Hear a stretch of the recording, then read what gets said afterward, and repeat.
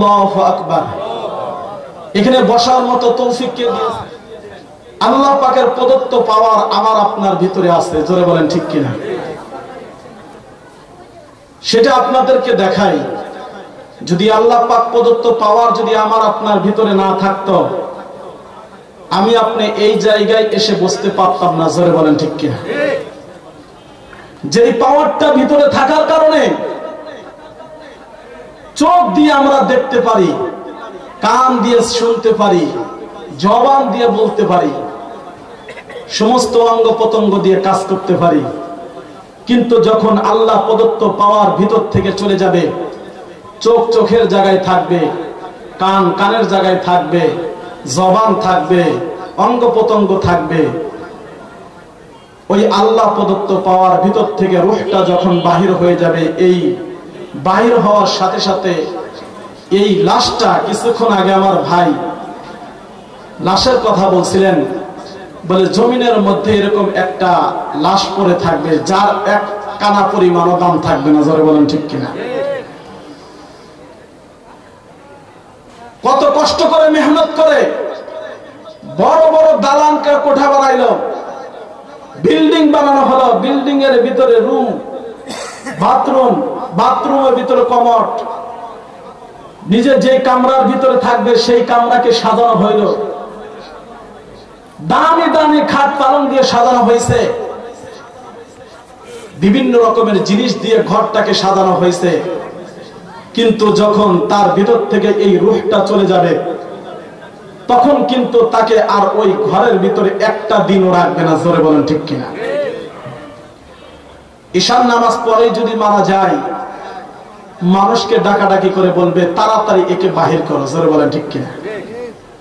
তাহলে ভিতরে রূহ আছে তো দাম আছে। জোরে বলেন ঠিক কিনা? এই জন্য আল্লাহ পাক বলেন যে তোমাকে দুনিয়ার মধ্যে পাঠাইছি শুধুমাত্র আমার গোলামি ও দাসত্ব করার জন্য, অন্য কোনো উদ্দেশ্য নয়। আল্লাহ পাক পবিত্র কোরআনের ভিতরে এই কথা বলেন, ওয়ামা খালাকাতুল জিন্না ওয়াল ইনসা ইল্লা লিয়াবুদুন।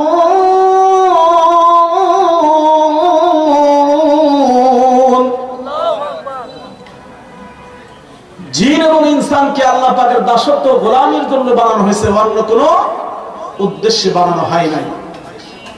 প্রত্যেকটা প্রাণীরই মৃত্যু আছে, আছে কিনা বলেন? প্রত্যেকটা প্রাণীকে মৃত্যুর চাকতেই হবে। এই জন্য বলা হয়েছে কুল্লু নাফসিন যায়কাতুল মাউত সুম্মা ইলাইনা তুরজাউন। যে প্রাণীটা আজকে জন্ম নিয়েছে সেও বিশ্বাস করে আমার মৃত্যু আছে। জোরে বলেন ঠিক কিনা? কিন্তু মৃত্যু কখন আসবে এটা কারো কিন্তু জানা নাই। আমরা ইমাম মালিকের ঘটনা শুনছি। ইমাম মালিকের নাম জানি কি জানি না সকলে? ইমাম মালিক মদিনার ভিতরে অবস্থান করেন, কিন্তু উনি যখন নবীজি তাকে মহব্বত করার কারণে রাসূল সাল্লাল্লাহু আলাইহি ওয়াসাল্লাম যে রাস্তা দিয়ে হাঁটছেন, ইমাম মালিক সেই রাস্তার ভিতরে জুতা পায়ে দিয়ে হাঁটেন নাই, খালি পায়ে হাঁটছেন। বলুন সুবহানাল্লাহ। ইমাম মালিক উনি মনে মনে ধারণা করলেন যে আমি তো আল্লাহ তাআলার ঘর তওয়াফ করব, কিন্তু যে ঘরটা তওয়াফ করব ওই আল্লাহ তাআলার ঘর তওয়াফ করে আবার মদিনায় আসতে পারবো কিনা। উনি বড় টেনশনের মধ্যে পড়ে গেলেন যে আমি যদি মক্কাতে যাই, মক্কাতে মারা যাই, তাহলে মদিনাতে তো আসতে পারবো না, আমার কবর মক্কাতে হয়ে যাবে। আমার তো মনে চায় যে নবী যেই জায়গায় আছে ওই জায়গায় আমার কবর। বলেন না সুবহানাল্লাহ। ইমাম মালিক এই পেরেশানি তার ভিতরে আসছিল।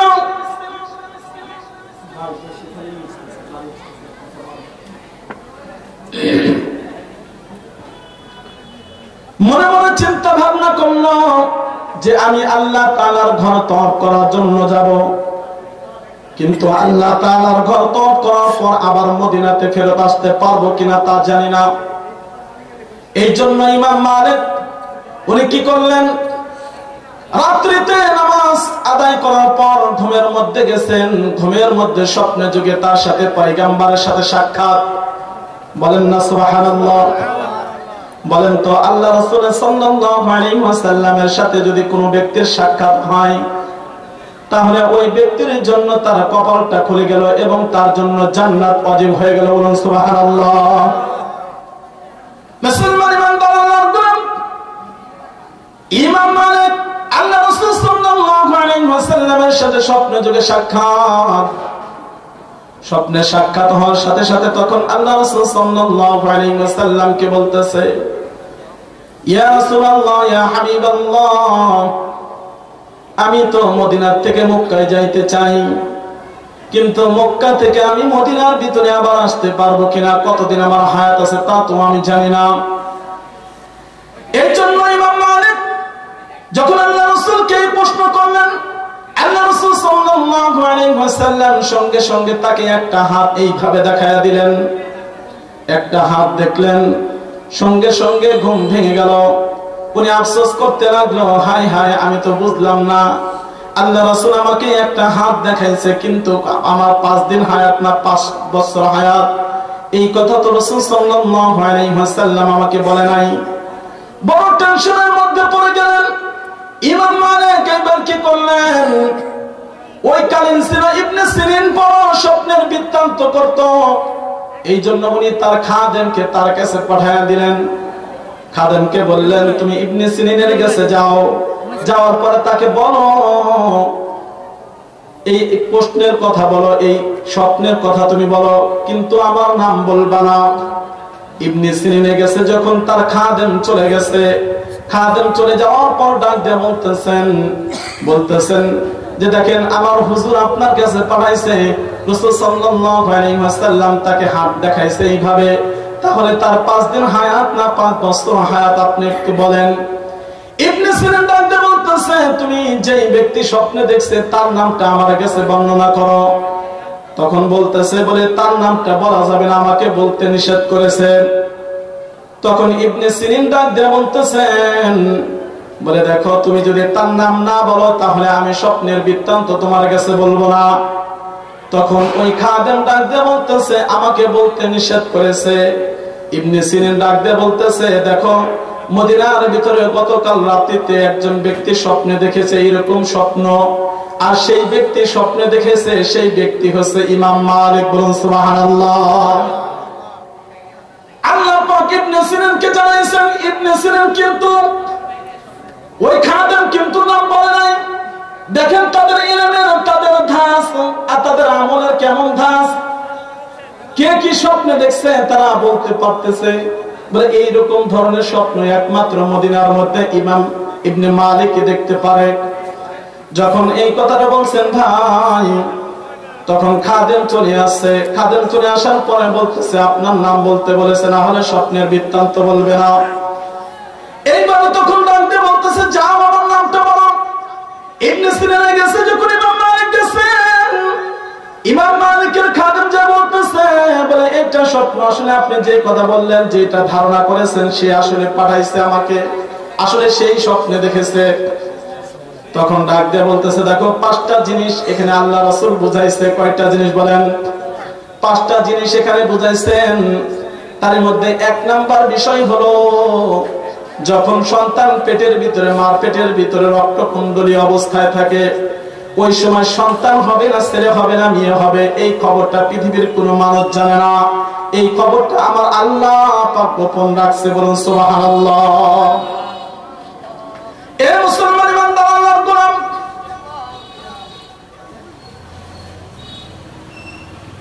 পেটের ভিতরে রক্তের কুণ্ডলী ছেলে হবে না মেয়ে হবে। আজকে তো সন্তান হওয়ার পরে তার হাত পাদুরে হয়ে যায়, তারপরেও কিন্তু সন্তান নষ্ট করে ফেলে। সকলে জোরে বলেন ঠিক কিনা? আর যদি আগে আগে জানতো, বলে এটার দ্বারা সন্তান হবে, এটার দ্বারা মেয়ে হবে, তারা আরো সন্তান নষ্ট হতো। এই জন্য 5টা বিষয়ের মধ্যে 1 নাম্বার বিষয়, ওই বিষয়টা হলো ছেলে হবে না মেয়ে হবে, এই জিনিসটা আমার আল্লাহ পাক গোপন রাখছে। আপনারা বলেন তো, আল্লাহ পাক গোপন রেখে ভালো করছে না খারাপ করছেন? আল্লাহ পাক বান্দার ভালো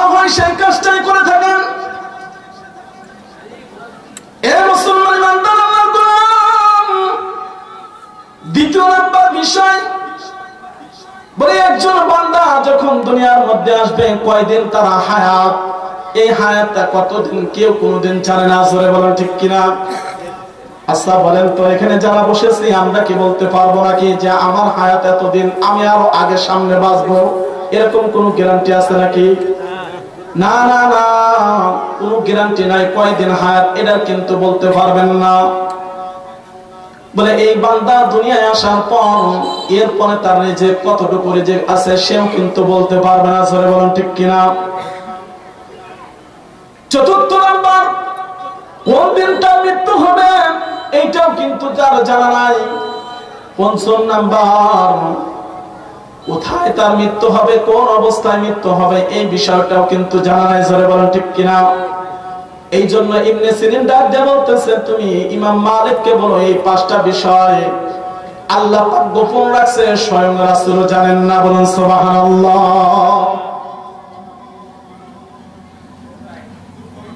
কিন্তু বান্দা যখন মৃত্যু এসে যাবে, এক সেকেন্ড আগে তার মৃত্যু হবে না, এক সেকেন্ড পরেও তার মৃত্যু হবে না। হবে নাকি বলেন? এক সেকেন্ড আগেও মৃত্যু হবে না, এক সেকেন্ড পরেও হবে না। আল্লাহ পাক যখন মালাকুল মউত আজরাইল আলাইহিস সালামকে দুনিয়ার মধ্যে পাঠায়া দেন কারো জান কবজ করার জন্য, যেমন ধরেন সুলাইমান আলাইহিস সালাম, সুলাইমান আলাইহিস সালাম আল্লাহ পাককে ডাক দিয়ে বলতেছিলেন, আল্লাহ আমি জিনেদের মাধ্যমে তোমার ঘর তৈরি করব, তোমার ঘর নির্মাণ করবে, একটু সময় দাও। সুলাইমান আলাইহিস সালাম আল্লাহ পাকের কাছে আরজি করার পর আল্লাহ রাব্বুল আলামিন ডাকতে বলতেছে, আমার ঘর তুমি দুনিয়ার মধ্যে থাকলেও হবে না থাকলেও হবে, তুমি মৃত্যুর জন্য তৈয়ার হয়ে যাও। এরপরে সুলাইমান আলাইহিস সালাম একটা লাঠির উপরে ভর দিয়ে কিন্তু ছিলেন। আল্লাহ পাক কিন্তু সুলাইমান পয়গম্বরকে একটা সেকেন্ড সময় দেন নাই, দিবেন নাকি বলেন? এক সেকেন্ড সময় দেওয়া হয় নাই। যখন মসজিদ পুরোপুরি নির্মাণ হয়ে গেছে, জিনেরা এসে বলতেছে, হুজুর মসজিদ তো নির্মাণ হয়ে গেছে। এখন একজন জিন যখন তাকে এইভাবে আসতে একটু হাতটা ধরছে, হঠাৎ করে জমিনের মধ্যে সুলাইমান নবী পড়ে গেছে। আর একজন ব্যক্তি লাঠির মধ্যে দেখতেছে, লাঠির মধ্যে ওই পোকা ধরছে। বলে একটা কাঠ কমাস কম 6 মাসের আগে কখনো ওই পোকা ধরতে পারে না। এই জন্য জিনেরা বলতেছেন, আর মুফাসসির কেরাম লিখছেন যে সুলাইমান আলাইহিস সালাম 6 মাস পর্যন্ত ওই লাঠির মধ্যে ভর দিয়ে দাঁড়িয়েছিলেন। বলুন সুবহানাল্লাহ। তাহলে সুলাইমান আলাইহিস সালামকে এক সেকেন্ড সময় দেন নাই। তিনি কিন্তু আল্লাহ পাকের মহব্বতের নবী ছিলেন। ধরে বলেন ঠিক কিনা? এরকম কিন্তু গাদ্দার, তাকেও কিন্তু আল্লাহ পাক সময় দেয় নাই। আমরা সকলে গাদ্দার সাদ্দাতের নাম জানি, জানি কি জানি না? সাদ্দাত কিন্তু আল্লাহ পাকের তৈরি জান্নাতে যাবে না, নিজে জান্নাত বানাইয়া সেই জান্নাতের মধ্যে যাবে, এইটা ওয়াদা করেছিল। মনে মনে চিন্তা ভাবনা করলো, আল্লাহ তৈরি জান্নাতে আমি যাব না, আমি নিজে নিজে জান্নাত বানাবো। সাদ্দাত নিজে জান্নাত বানাইলো। লম্বা ঘটনা সংক্ষিপ্ত করে দিচ্ছি, সময় সামনে অল্প।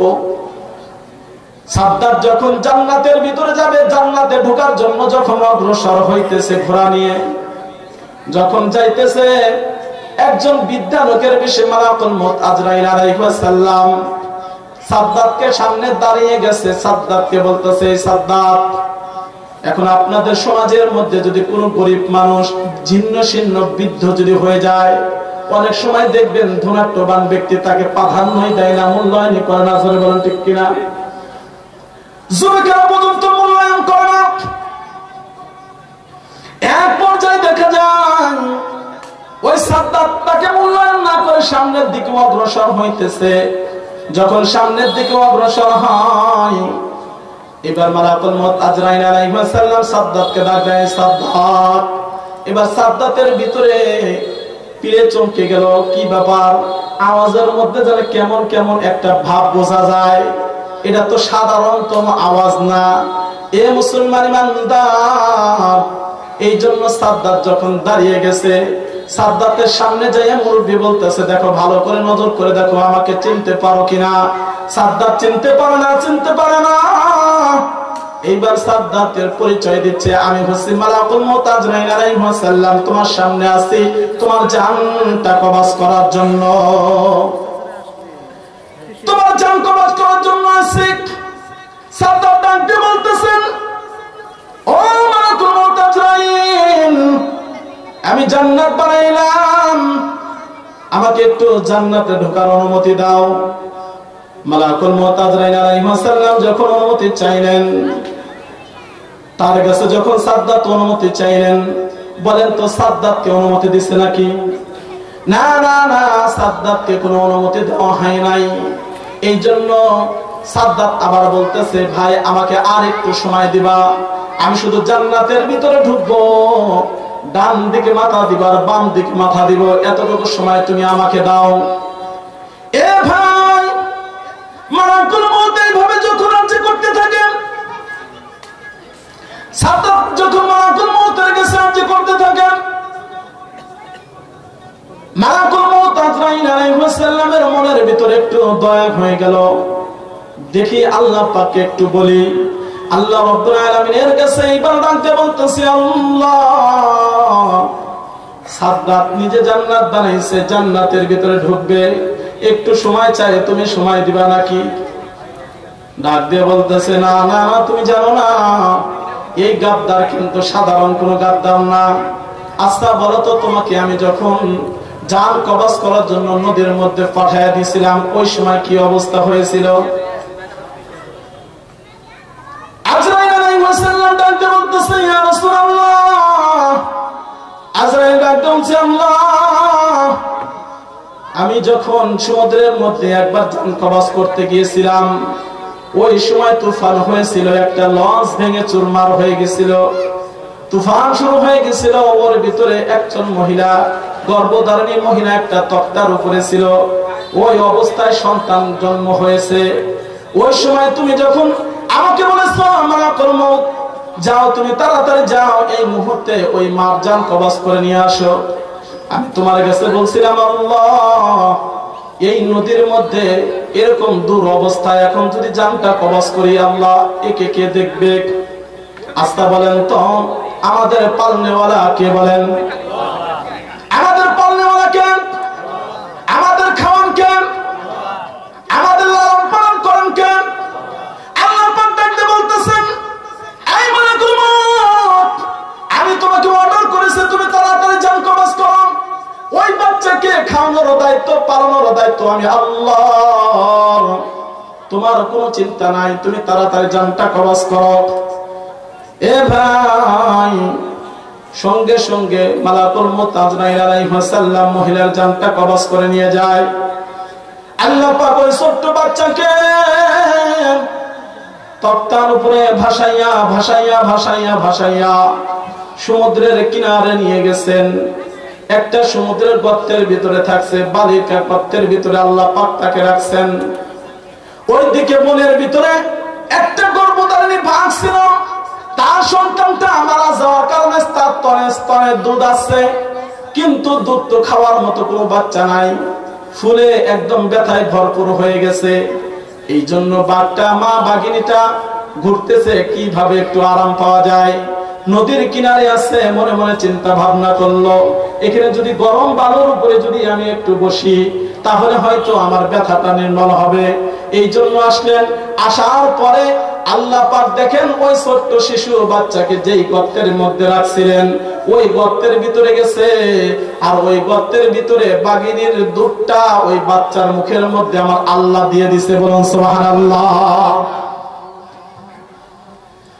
এ মুসলমান ইমানদার, বাঘের দুধ খাওয়াইয়া এই সাদ্দাতকে লালন পালন করলেন, আর এই সাদ্দাত বড় হইয়া আল্লাহ পাকের সাথে গাদ্দারি করছে।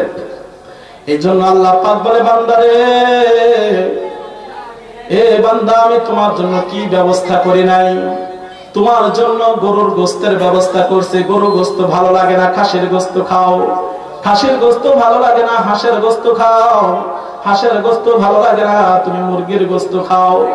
তোমার গোস্ত খাইতে মন চাই না, তুমি মাছ খাও। তোমার বিভিন্ন রকমের প্রজাতির মাছের ব্যবস্থা কে করছেন? বলেন। আবার আল্লাহ পাক বিভিন্ন প্রজাতির মাছের ব্যবস্থা করলেন।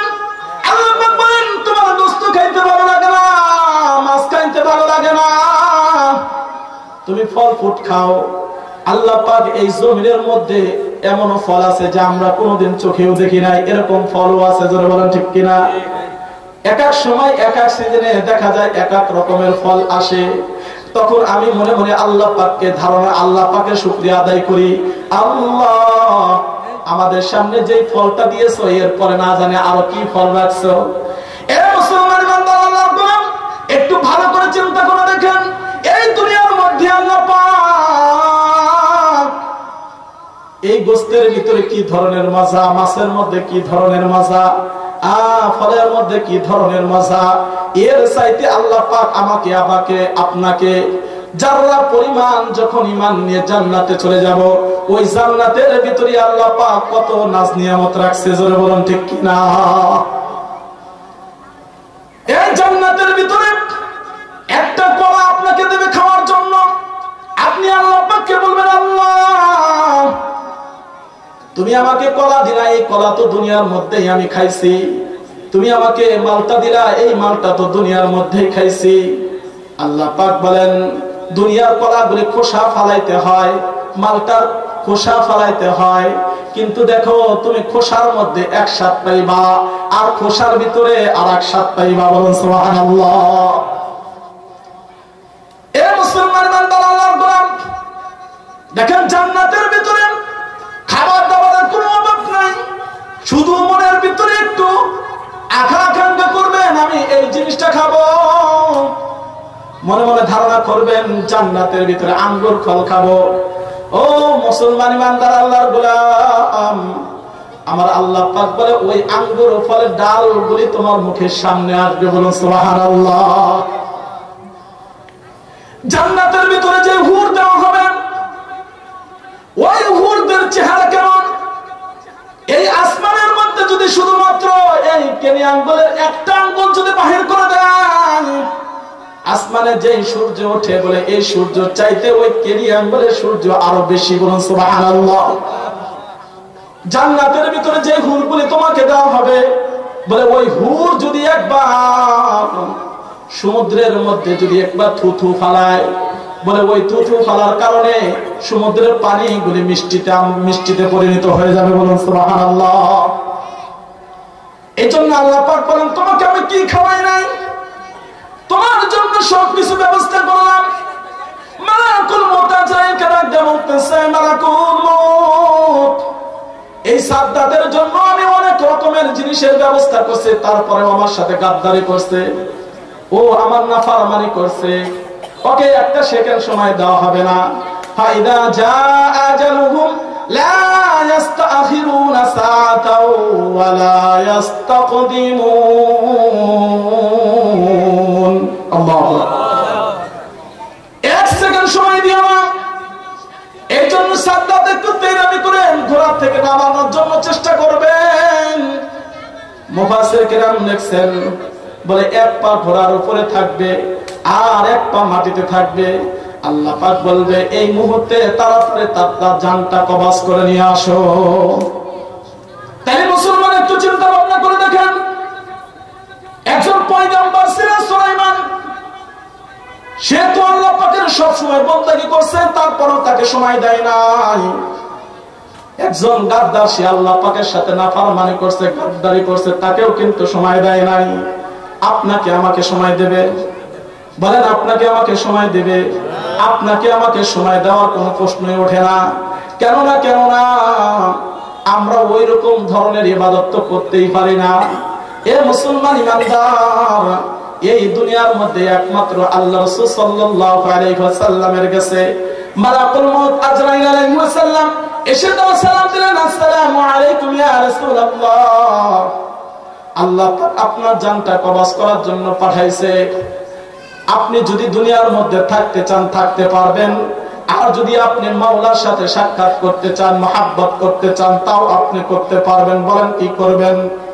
দেখেন আমার দয়ার নবী, আমার মায়ার নবী, তার ভিতরে উম্মতের জন্য কি ব্যস্ত, কি ব্যথার ভিতরে। রাসূল সাল্লাল্লাহু আলাইহি ওয়াসাল্লাম কাল কঠিন হাসর মাঠের দিন একবার হাউজে কাউসারের সামনে দাঁড়িয়ে যাবেন, একবার মিজানের কাছে যাবেন, একবার আল্লাহ রাসূল সাল্লাল্লাহু আলাইহি ওয়াসাল্লাম ফুলসিরাতের গেটের সামনে দাঁড়াইবে।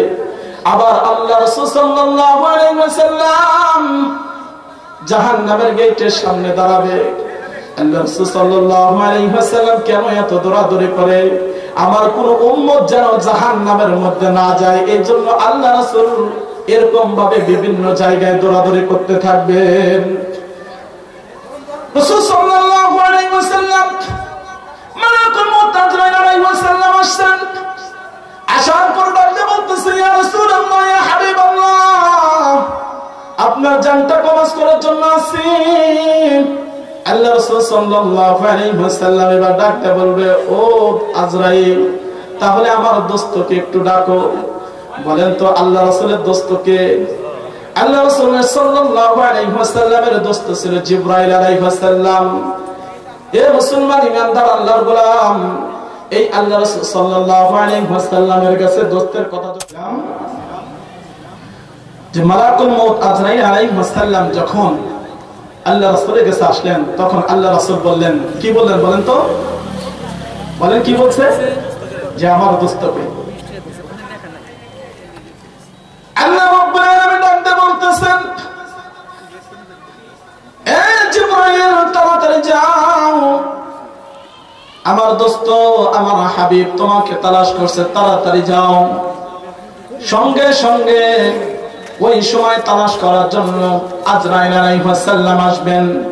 আসার পর ডাক দিয়ে বলবেন, জিবরাইল আসবেন, বলবেন, ইয়া রাসূলুল্লাহ, ইয়া হাবিবাল্লাহ, আপনি আমাকে তালাশ করছেন।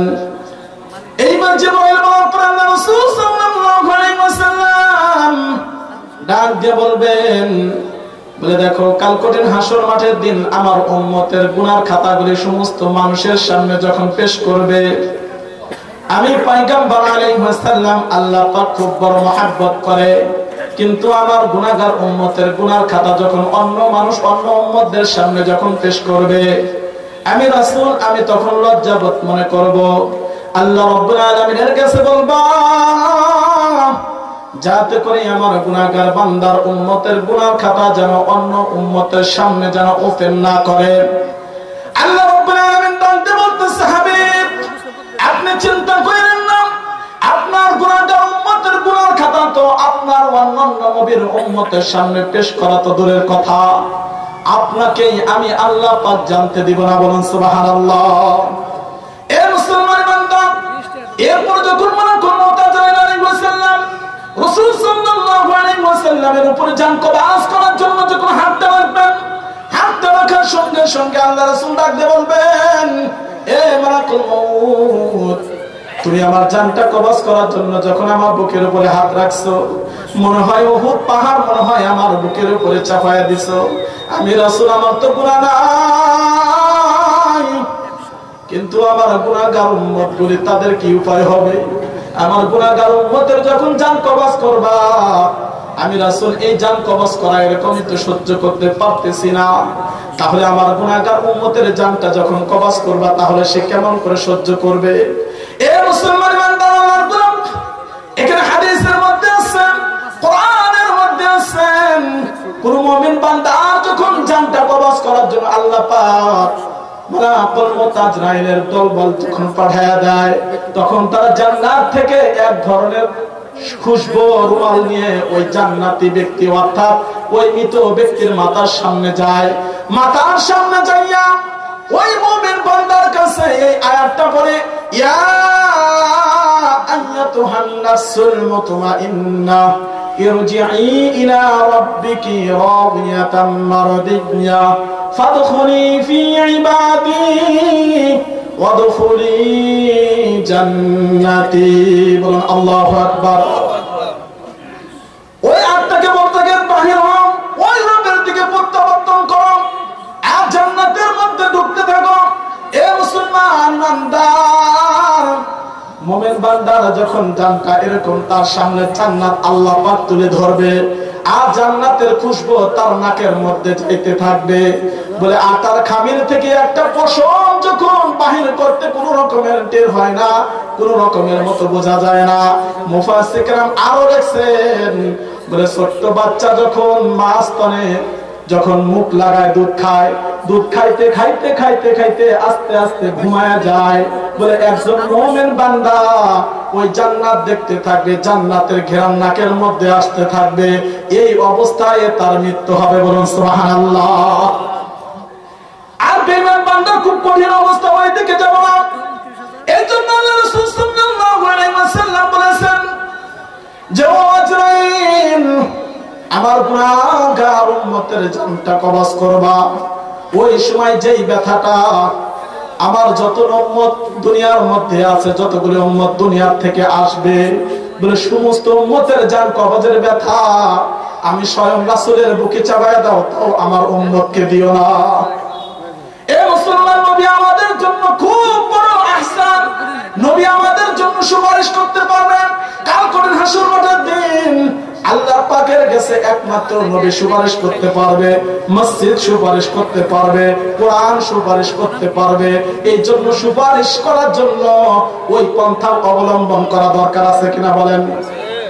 কোরআন যেন সুপারিশ করে, এই জন্য কোরআন শিখতে হবে, পড়তে হবে, আমল করতে হবে।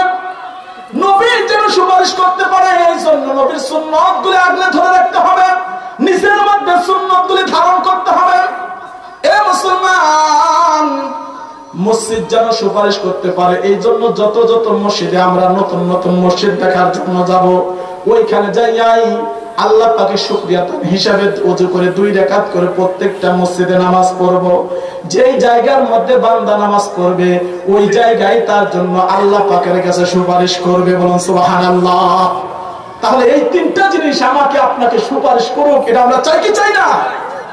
চাইতে হলে এই পথগুলি আমাদের অবলম্বন করা দরকার। আল্লাহ পাক আমাদের সবাইকে তৌফিক দান করে সকলুন আমিন। আর ইশার নামাজ আদায় করার পরে ইনশাআল্লাহ মেহমান যারা আছে সকলেই উপস্থিত হয়েছেন, আপনারা এদিক সেদিক ঘোরাফেরা না করে আগে আগে এখানে এসে বসে পড়বেন। কারণ আগে আগে আসবেন, যে আগে আগে এরকম ভাবে এসে বসে শুনবে তার কিন্তু এক ধরনের মজা, আর যে পিছন থেকে শুনবে ওর কিন্তু অন্য ধরনের মজা। এই জন্য আগে আগে আসবেন, ঠিক আছে না? ইনশাআল্লাহ যে কথাগুলি বললাম এর উপরে আল্লাহ পাক আমল করার তৌফিক দান করে সকল আমিন। ওয়া আখির দাওয়ানা আলহামদুলিল্লাহি রাব্বিল আলামিন। আসসালামু আলাইকুম ওয়া রাহমাতুল্লাহ।